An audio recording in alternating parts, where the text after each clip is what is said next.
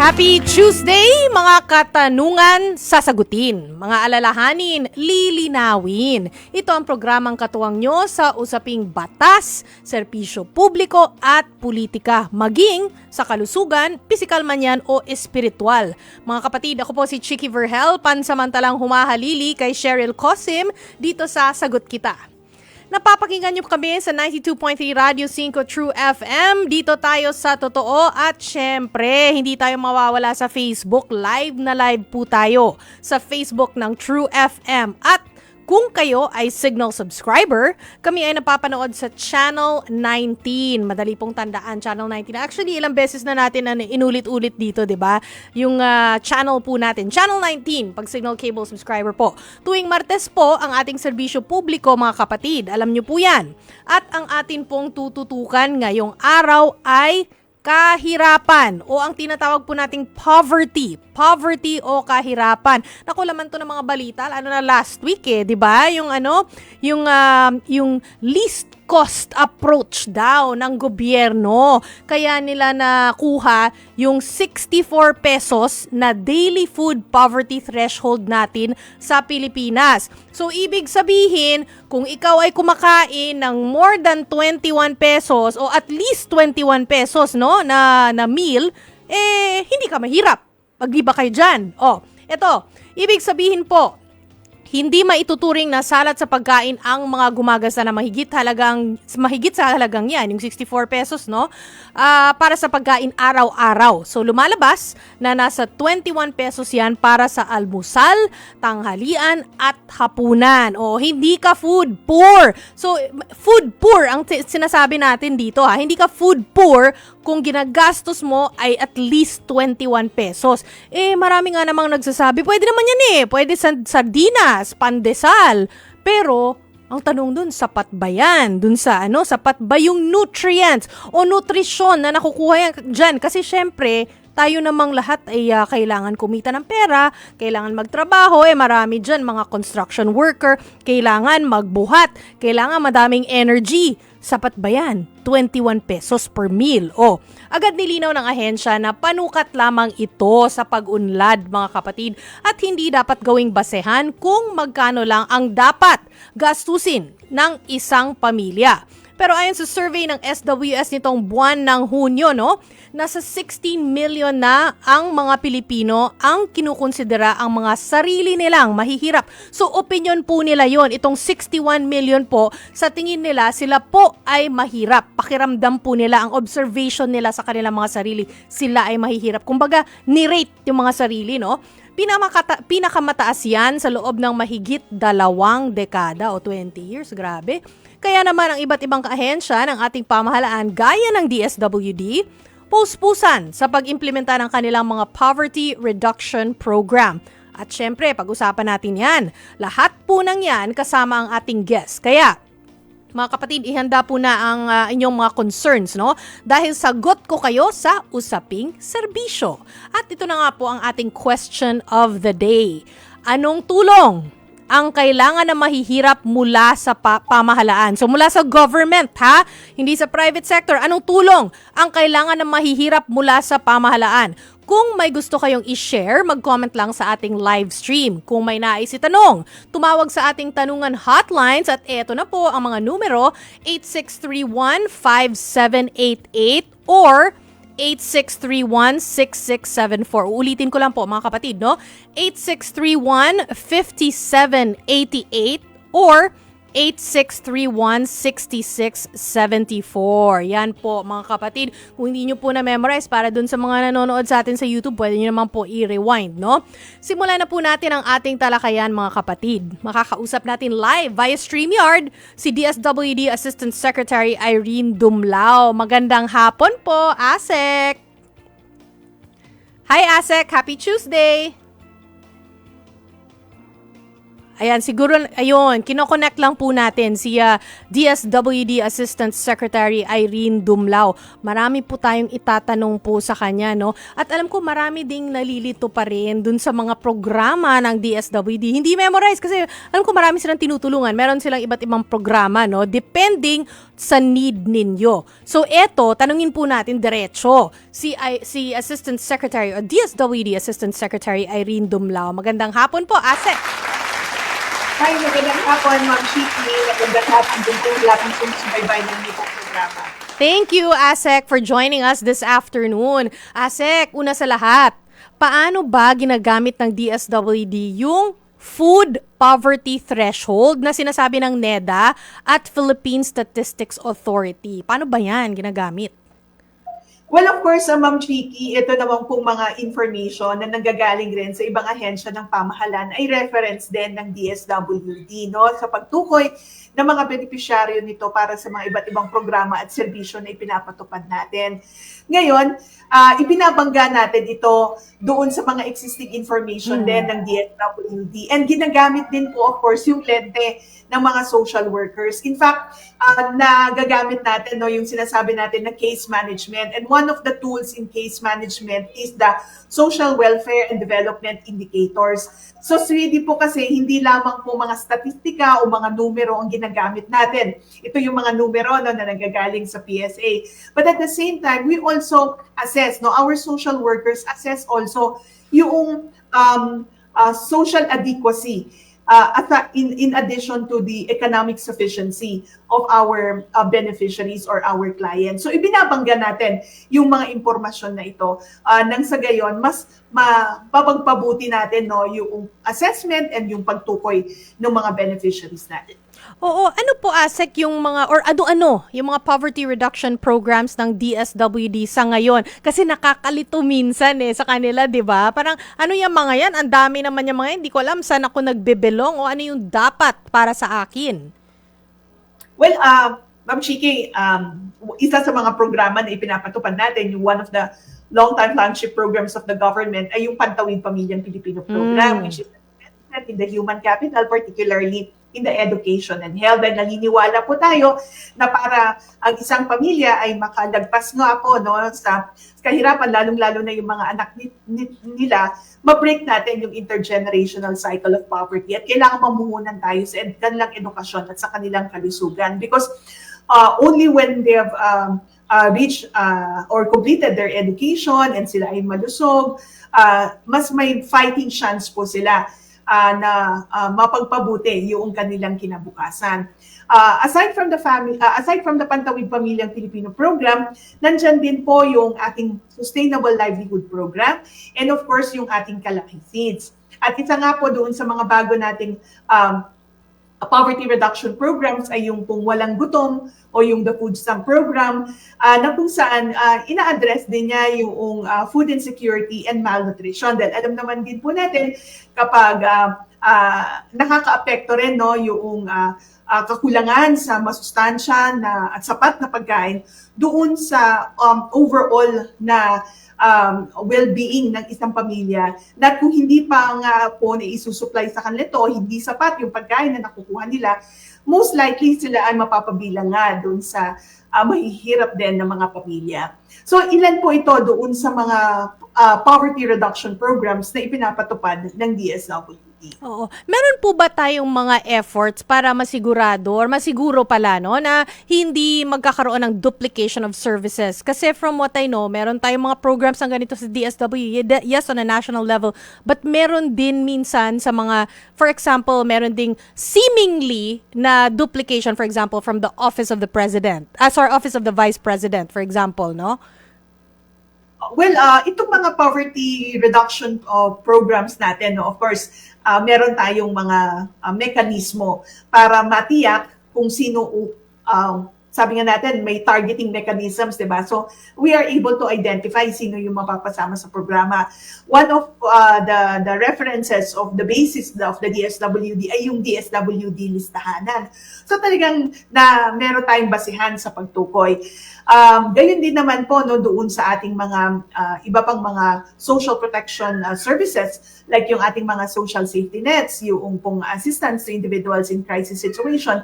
Ito naman po, meron din tayong mga existing na mga polisiya o mga guidelines sa pagtukoy ng mga mapapabilang sa mga benepisyaryo, gayon din sa kung sino iso-serve natin. So sa bawat program and services, meron po tayong mga policies, guidelines na sinusunod, and pangalawa po, meron din tayong pamamaraan ng pag-monitor para nga po ma-address yung sinasabi po natin na meron po bang duplication. Dahil sa atin po, of course, nakikita naman natin yung kahalagahan rin ng magkakaroon ng complementation, yung sasama-sama ng mga serbisyo na ipinapatupad natin.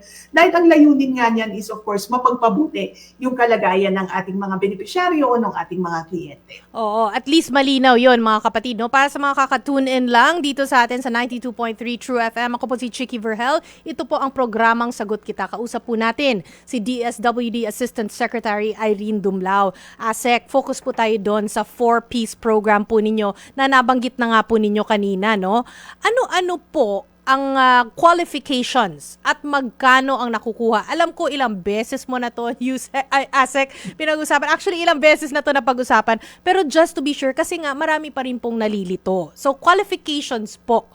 Ayan.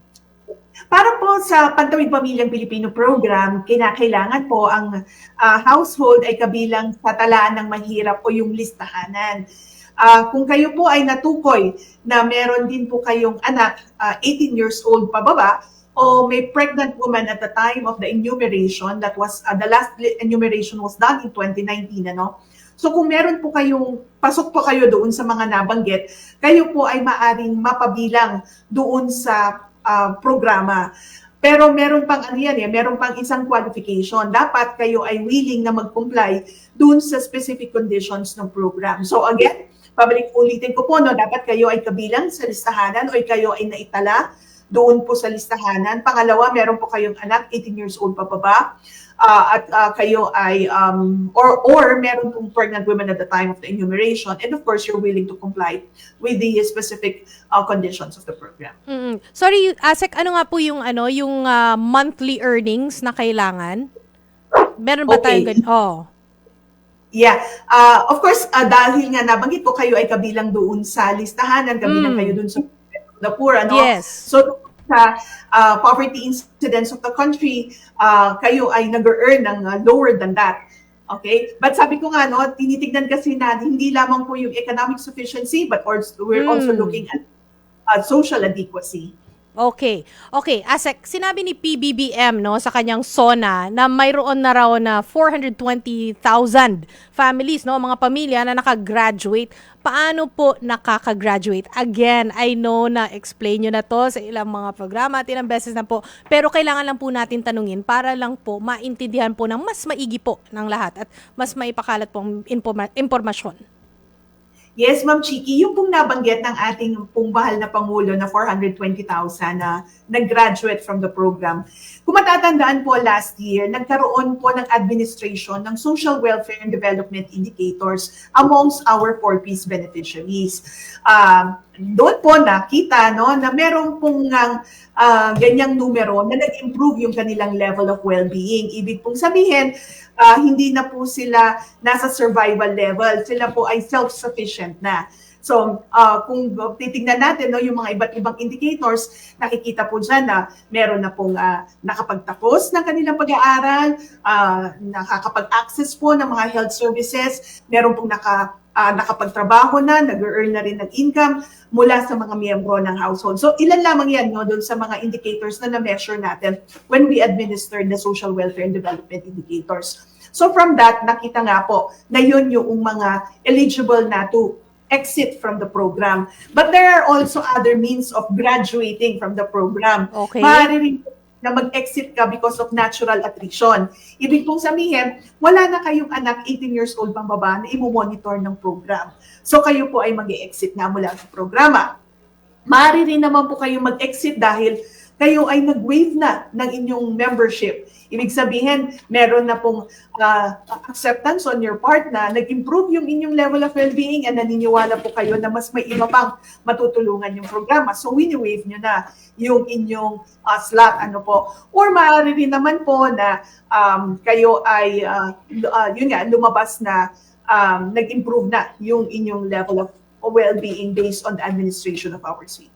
Oo, yung sinasabi niyo po, Yusek, no, na yung iba ay sila na mismo ang nagsasabi na, okay na ako, so i-waive ko na, hindi ko na kailangan tong klaseng assistance na ito, no, yung sa 4Ps nga po, ASEC. So, marami bang ganito na sila na mismo na lumalabas dun sa programa o kailangan ba natin, or more often than not, kailangan natin sabihin, uy, medyo okay ka na, pwede ka nang lumabas sa programa, pwede ka nang graduate. Or do they need a nudge? Kasi syempre, kung ikaw tumatanggap ng benefits, di ba? Parang, uy, okay to may benefits kahit kayang-kaya ko na. May tendency na gano'n no? O hindi ba gano'n yung sitwasyon? Well, Ma'am Shiki, marami naman po tayo ng mga 4Ps beneficiaries who have waived na their membership from the program. I don't have the exact figures kung ilan na po yung nag-waive, but we have a significant number of households who have already waived their membership. Dahil sila mismo naniniwala na mas marami pa yung slot nila ay maaaring pong maibigay dun sa mas nangangailangan. Nakakatuwa kung gano'n. So, hindi pala sila kailangan sabihan na, uy, baka pwede ka nang umexit, gagraduate na tayo. So, sila na pala mismo, more often than not. Okay, ASEC, kamakailan, nabalita na ibinalik sa listahan yung 700,000 nga na beneficiaries. Ano pong nangyari dito? Yeah. In 2022, nung linabas po yung listahanan 3, yung po kasing listahanan natin, yung National Household Targeting System for Poverty Reduction, we conduct that every 4 years. So the last administration, gaya na nabanggit ko earlier, was done in 2019. Dumaan po yung pandemic in 2020 and then in 2021. So marami po dun sa mga households natin, while nag-improve yung level of well-being in 2019, ay naapektuhan po, severely impacted by the pandemic that occurred nga in 2020. So bumaba umuli yung kanilang level of well-being dahil meron pong nawalan ng trabaho, nawalan po ng pinagkakakita ng pangbuhay sa araw-araw. So naka-apekto po ito doon sa kanilang level of well-being. So nag-slide down. Even if they've reached the level of subsistence or self-sufficiency, nag-slide down sila again to survival level. So nung lumabas yung result ng listahan ng 3 in 2022, marami pong nag-file ng kanilang grievances. At marami rin po nagparating sa atin ng impormasyon na itong household na ito ay talaga namang mahirap pa. In fact, may mga pinadala pa ng mga photos na yung kanila pong mga tahanan ay gawa pa nga sa mga light materials. At the DSWD management decided to conduct a revalidation. So, in fact, this was the time pa of Secretary Erwin, na nagbigay ng kautusan na isagawa yung revalidation. At yun nga po ang ginawa ng DSWD through the 4Ps National Program Management Office and Regional Program Management Offices. So, pagkatapos na lumabas ng resulta ng revalidation, lumabas na yung pong mga 700,000 who were initially removed from the program dahil based on the listahanan ay nag-improve yung kanilang level of well-being, but after the conduct of the revalidation, lumalabas na nasa survival level pa po sila. So, ibinalik po natin sila muli doon sa programa following, of course, yung pong proseso natin on the grievance redress mechanism ng program. Ano po, ASEC, usually ang nagiging problema dito? Or yung baka meron kayong common na nakikita na cause, or dahilan kung bakit after all this time, nandun pa rin sila sa survival state? Hindi pa sila pwedeng graduate. Ito nga, for example, itong 700,000 na ito, baka meron po kayong nakita na pattern. Well, ang nakita talaga natin dyan, Ma'am Chiki, malaki ang naging epekto nung pandemya. sa kanila. Gaya nga ng nabanggit ko, meron yung in 2019, maaring may mga trabaho na po yung mga miyembro ng pamilya, but nung tumama yung pandemic, nawalan po sila ng pinagkakakitaan, nawalan ng hanapbuhay. Also, yung mga dumaan ng mga disasters, naka-apekto lalo, no, na-exacerbate yung kanilang living conditions. So, nag-slide down back sila to survival level. So, yan yung mga nakita natin na naka-apekto. Why? Which resulted nga to the revalidation and again to their pagkakabalik sa program. So ito lang talaga yung pinaka-main cause, yung mga nabanggit ninyo. It's because hindi naman nila kasalanan din, 'di ba? Wala namang may gustong masalanta o wala namang may gusto na mangyari yung pandemya. Pero ASEC, since ganito kunwari, 'di ba, itong 700,000 na ibinalik natin sa listahan kasi kailangan pa nga. Of course, kailangan ng funding, 'di ba, para sa mga ito. So paano po natin na-adjust yung mga pangangailangan o yung mga ma-adjust based on the mga needs, no? Tsaka mga pangangailangan dahil kunwari ito, nadagdagan na naman natin ang ating mga beneficiaries. It's a two-pronged question. Yan po, paano? And pangalawa, paano po din natin na-assure yung sustainability, long-term sustainability ng program given na meron ngang mga cases na ibalik talaga natin. Kailangan silang ibalik. Yeah, tama po. Nung lumabas yung resulta ng ating revalidation and nakita natin na they should be reinstated in the program. Meron naman po kasi nakalaan pa rin na pondo, no? Na-hold lang yung kanilang mga cash grants. And ito yung nakakatuwa rin dun sa ating mga beneficiaries. Even during the course of the revalidation, they were continuing to comply with the conditions ng program. So, namomonitor pa rin natin sila. Ano? So, ibig sabihin lang talaga, nagkaroon din ng behavioral change. They valued education and access to health services. Kaya nagpatuloy sila na nag-comply doon sa conditions ng program. And then, nung pong nakita na sila ay dapat nang ma-reinstate, na-release na lang po no, yung cash grants that were put on hold. So, nagkaroon ng retroactive payment for the periods that they did not receive their grants but have been continuously complying with the conditions ng program. Now, in terms of sustainability, ang 4Ps kasi, of course, may batas no, na nagtatakda para sa implementasyon. Kaya may regular funding talaga ang 4Ps program. But yun nga, to ensure na yung ating mga beneficiaries ay mag-improve yung kanilang level of well-being, may mga ibang interventions din po tayo na ipinapatupad, no, na idinadagdag sa kung ano man tinatanggap nila as 4Ps beneficiaries. Nandyan, ini-infuse din natin, of course, yung Sustainable Livelihood Program dahil gusto natin na magkaroon nga po sila ng mga livelihood activities so that even if they have graduated from the program, magpapatuloy na yung improvement ng kanilang level of well-being at titiyakin na hindi nga po sila mag-slide down to poverty. And yung din pong coordination natin with the various local government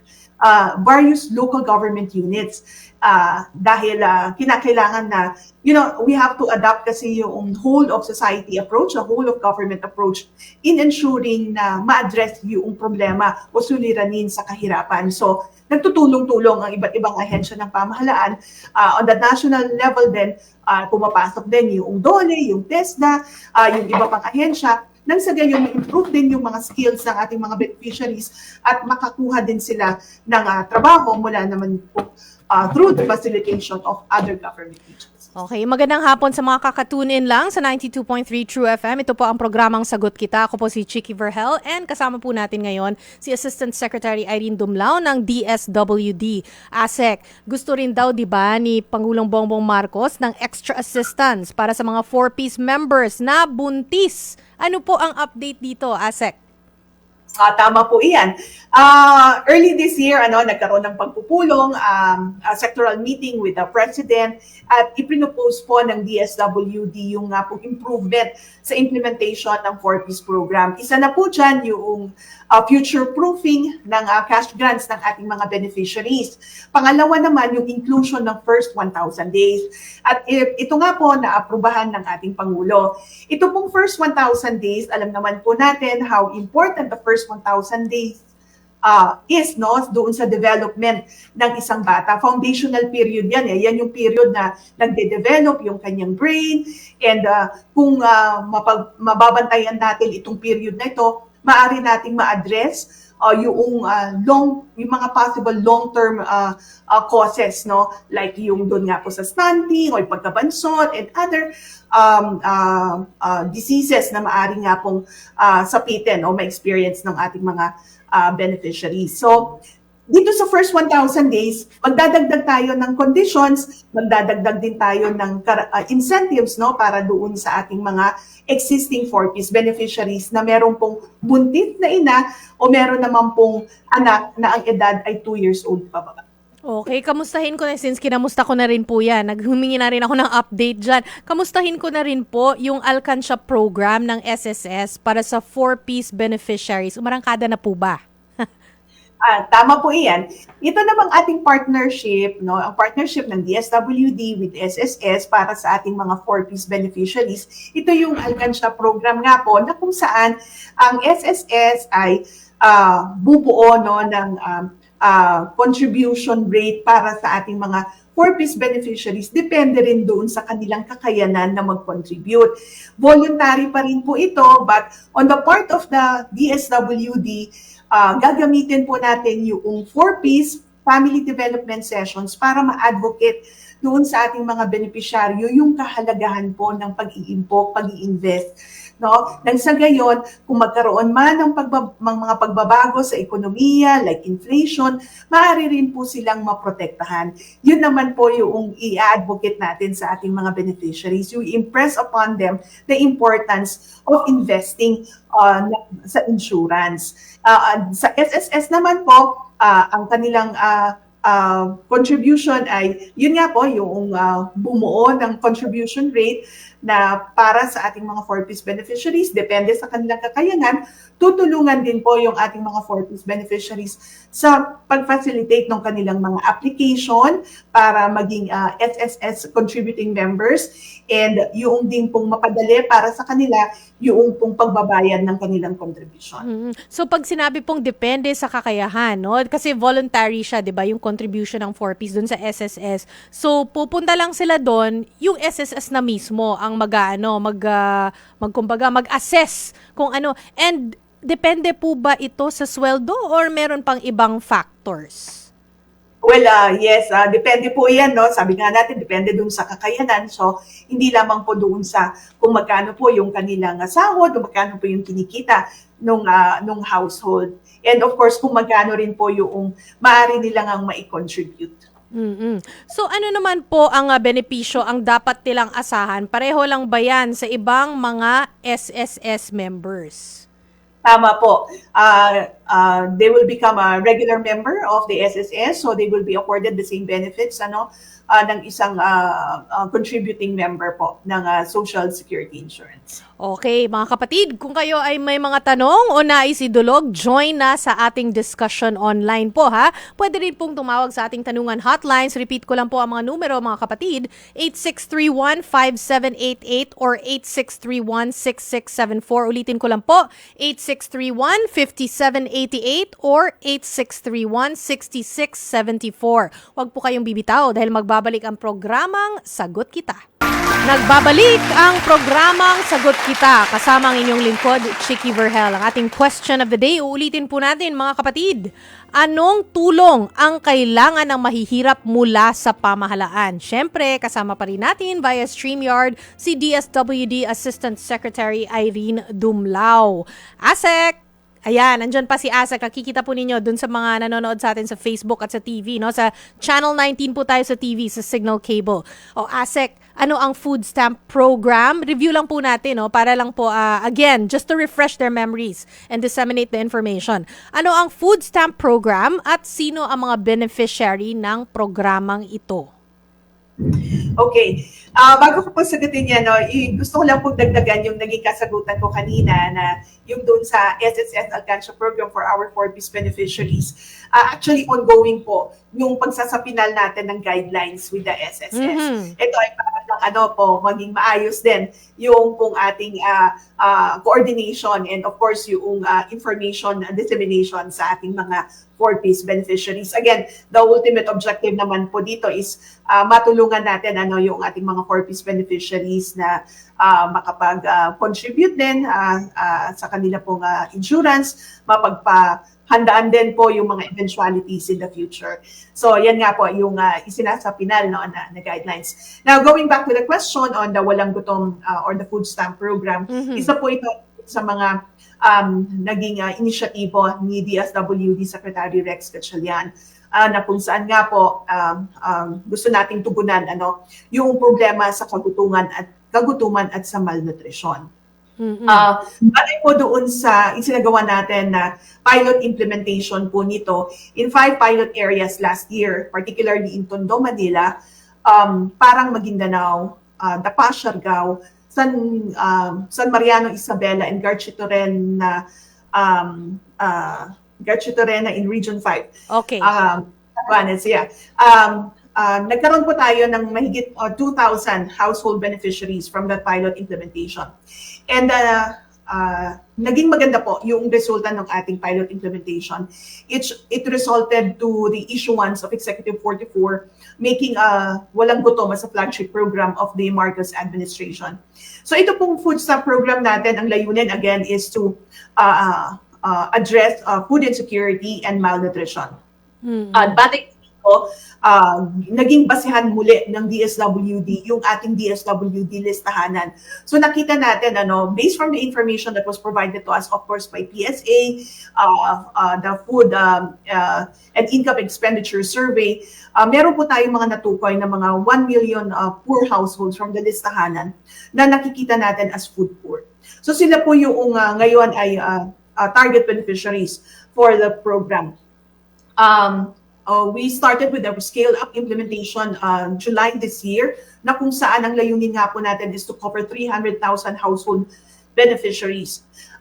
Initial po lamang po iyan because of course of the limited resources, but we intend to expand the program implementation by next year until makover na po natin lahat yung 1 million food poor households. So from the Walang Gutom, dito sa Walang Gutom food stamp program, magbibigay po tayo ng 3,000 pesos worth of food credits sa ating mga beneficiaries. Sila po ay gagamit ng electronic transfer card na kung saan nga po itong food credit ay nakatap up na doon monthly na siyang gagamitin nila ng pag-purchase ng mga pagkain or food items using, of course, the food basket that was supplied to us, of course, by the UST and the NNC. So, may conditions din po yung gutom, Dahil sabi nga po ni Secretary Rex Gatchalian, dapat yung mga social protection programs natin, dapat po well-targeted with conditions. Meron siyang monitoring and evaluation system. And of course, there's an exit strategy for that.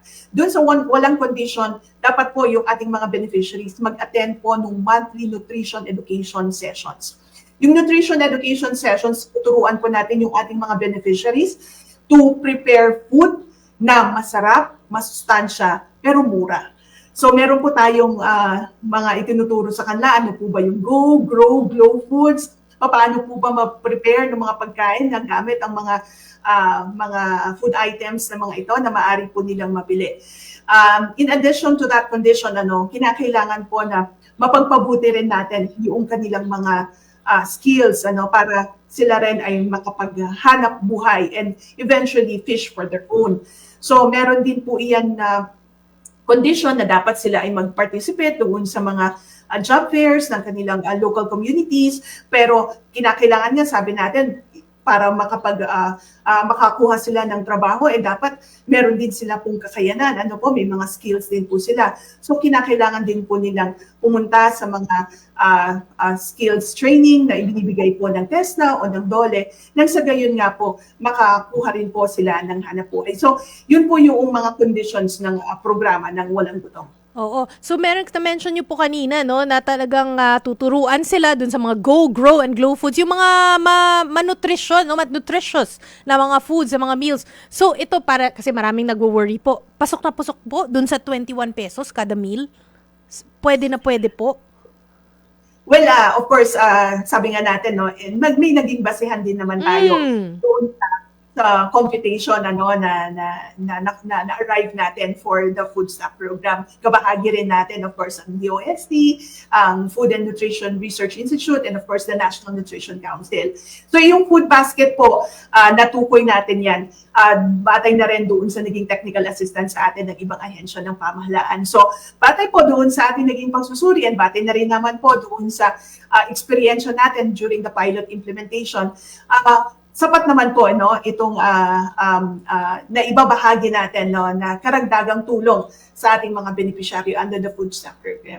Okay, ASEC. Okay, sa mga kakatunin lang, kausap po natin ngayon si DSWD Assistant Secretary Irene Dumlao. ASEC, goal niyong matulungan, no? Tama ba ang statistics? 300,000 food poor families. Ngayong taon po, ang goal po na yan. Paano po yan napili o pinipili? Tama po. Gaya nga po ng nabanggit ko, ang DSWD ay may talaan ng mahihirap. No? So ang naging basihan talaga natin ay yung DSWD listahanan. Doon natin natukoy yung 1 million food poor households. Ngayon po, this year, we're covering 300,000 household beneficiaries. Dahil, of course, syempre, with the budget limitations, no, ito lamang pong bilang na to ang ating pong mapapasama sa scale-up implementation. But next year, we intend to cover 600,000 households, and then the following year, we intend to cover nga po the entire 1 million food poor households. Alam ko meron tayong makakausap, no, maya-maya lang po, ASEC, no, kasi meron siyang concern. Alam ko ang pangalan niya ay si Ray Santos, no. Hihingi siya ng tulong from DSWD. So ayan, ready na pala siya, andito na po siya. Mr. Ray Santos? Yes, ma'am. Ayun. Taga saan po kayo, sir? Taga Taytay Rizal po, ma'am. Taga Taytay Rizal. Ano po ang concern po natin? Ano pong hihingi nating tulong from DSWD? Ma'am, sa ngayon, 72 years old na ako, at kasal ako yung kine-chemotherapy ako every 3 times a month. Nabibigatan pa masyado ko sa gastos. Puro utang-utang na ho ang aking inaabot. Ngayon, ang tanong ko ho, paano ho ko patutulungan ng DSWD?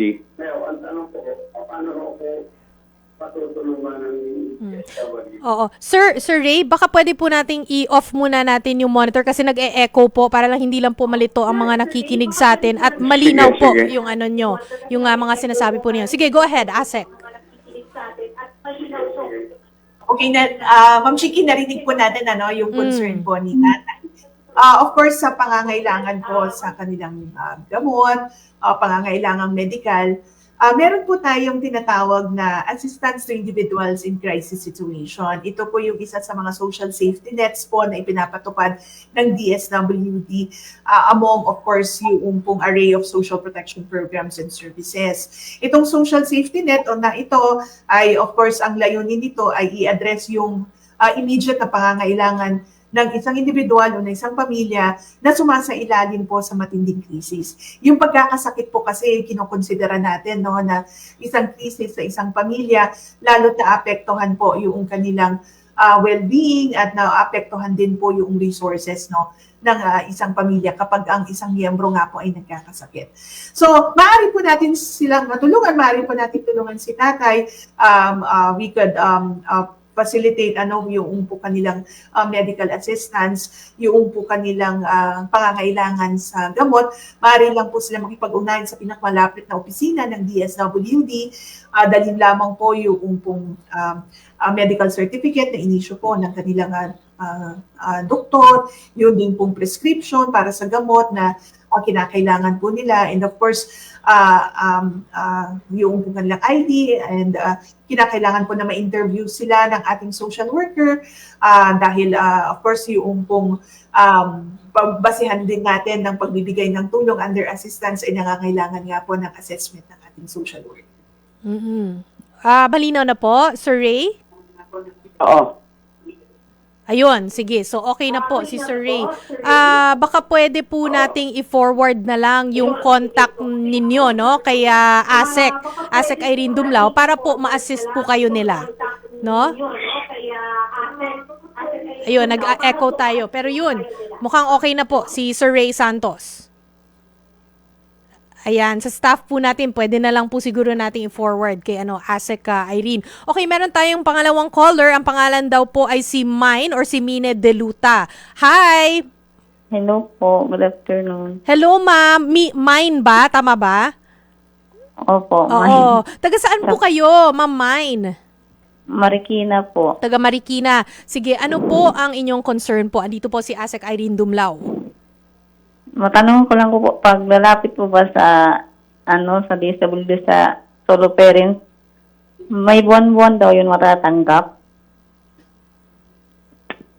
So, para sa solo parents, ano daw yung benefits o kung ano yung matatanggap buwan-buwan for solo parents? Okay, gusto lang po nating linawin ano po yung kung 1,000 piso kada buwan na subsidy para sa solo parents, which is of course clearly provided under the Expanded Solo Parents Welfare Act. Ito po ay manggagaling sa local government unit. But depende po doon sa kakayanan din ng local government unit to provide this subsidy doon sa ating mga solo parents. Napakahalaga po na makipag-ugnayan sa inyong local social welfare development office nang sa gayon, unang-una, mai-register po kayo doon sa talaan ng mga solo parents sa inyong community. Pangalawa, ma-issuehan din po kayo ng solo parent ID para lahat po ng mga benepisyo na naka-enumerate doon nga po sa Expanded Solo Parent Welfare Act, aside from the discounts, and aside from the privileges, ay inyong matanggap. Oo, okay na po. Malinaw na po. Mine? Po. Salamat po. Maraming salamat din po sa tawag. ASEC, meron pa tayo, hot item ka ngayon, ASEC. Meron pa tayong third caller na si Cornelia Pabular, taga Quezon City siya. Ma'am Cornelia, ano po ang ating concern na gustong ipaabot sa DSWD? Kasi po yung nagtatanong po ako kasi yung anak ko po is isa siyang PWD tapos may lupus. Ngayon na-stroke po siya. Ang tanong ko lang po, yung 16 years old niya pong anak, bali dalawa kasi yung anak niya, isang senior high, isang college. Ngayon baka pwede pa po yung senior high niya kasi po wala po kaming pinagkukunan kundi ang panggamot niya lang po, diyan lang po kami umaasa sa DSWD. Ngayon, okay naman po ang panggamot. Ang kulang naman po, nilalapit ko po naman sa iba. Ngayon, kung pwede po yung anak niya, kasi nahirapan po ako, kasi gabantay po ako sa kanya, nahirapan po ako maglakad ng sa purpose. Matagal na po kaming naglalakad, nahirapan po ako magdala sa kanya Okay. Hello Okay, po? Okay. Yeah. Yes. Ma'am Chiki, malinaw po, yung pong ating caller ay miyembro po ng Pantawid Pamilyang Pilipino Program, and it seems na nagpapa-update nga po ng Child for Monitoring.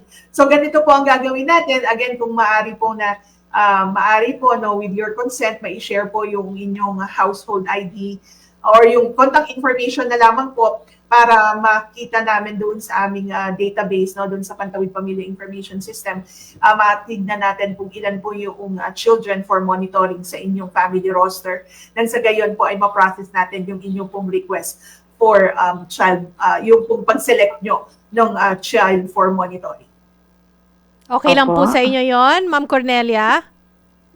Opo, isan po kami lalapit. Yes. Of course, meron po tayong CityLink. Meron din po kayong mga parent leaders. Meron po kayong form for updating. Ano po, yung dun sa beneficiary updating form natin. Maaari pong isumitin nyo iyan sa inyong parent leader or sa inyong pong city or municipal link. And of course, yan naman po ay isasubmit dun sa ating pong opisina para po ma-process nga po inyong update for child monitoring. But of course, you can get in touch also with the DSWD office para po mas mapabilis yung pag-update nga po sa inyong family roster. Pwede naman po ako na lang kasi yung anak ko hindi ko naman siya madala. Lula niya Yes, po ito. hindi naman. Okay lang po. Kung kayo lang daw po, okay lang. Sige po, salamat po. Ayun, maraming salamat din, Ma'am Cornelia. Asek, Okay. meron pa tayong isa pang caller. Si Cresber Esquilio na taga Jensan. Meron siyang concern dun sa 4-piece benefits. Sir, ano po ang concern po natin? Hi po, good afternoon. Good afternoon po. Nag-apply yung sister-in-law ko ng 4-piece noong 2019 at in-indicate nila yung dalawang anak nila na 10 years old at 8 years old. Tapos, noong 2023, nagkaroon sila ng bagong baby. Yung bagong baby po ba, included na po ba sa 4-piece nila? Okay. Gaya po ng nabanggit ko, ano po, kung magkaroon pa ng bagong miyembro sa pamilya ng isang existing 4-piece beneficiaries,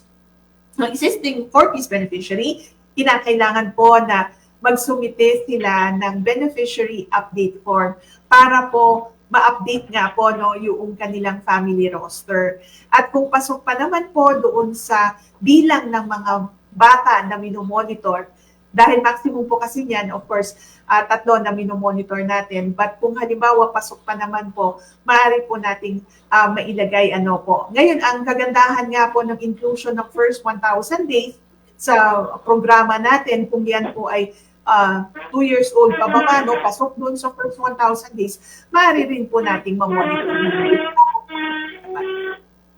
Okay na po Okay tayo, po. sir? Okay na po, salamat po. Ayun, nasagot naman ni Asek kaagad. Asek, diretso na tayo sa mga tanong at komento ng mga netizen. Dahil marami po dito, katulad po nito ni Rosalina Dalangin. Ang sabi po niya, Asek, kailangan po ng tulong para sa medical assistance, educational assistance, at food assistance. So, mukhang nanghihingi lang ng impormasyon. Medical, educational, and food assistance. Okay. Para doon sa, unahin ko yung educational assistance, Ma'am Shiki. Yes. We have recalibrated, we have reformulated yung educational assistance natin. Ginatawag na natin ito na Tara ang Basa. Ang layunin po nito is tulungan yung mga estudyante natin enrolled in state colleges or universities.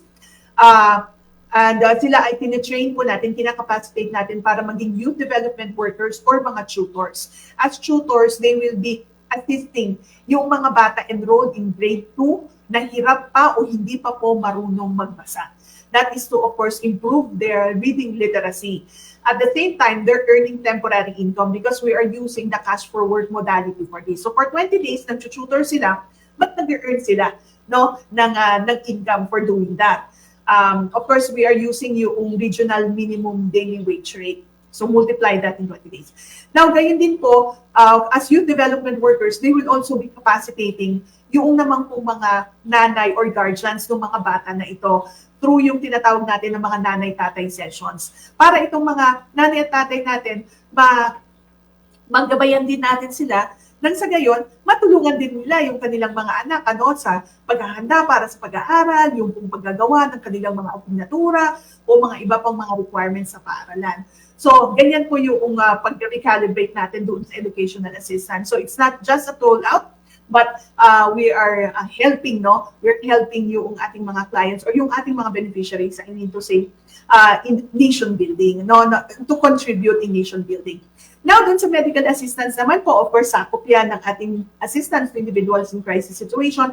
Depende po doon sa pangangailangan yung pang-medical. Pwede po sa confinement, para sa gamot, or doon sa mga ibang mga laboratory expenses or mga ibang mga therapies or mga iba pang mga kailangan para sa inyong pagpapagamot. So, Meron po tayong mga requirements para dyan. Maaari nyo pong makita sa aming official Facebook page at DSWD Serves yung pong mga social media cards na naglalaman nga po noong mga requirements for all those medical assistance. Ayun, very informative.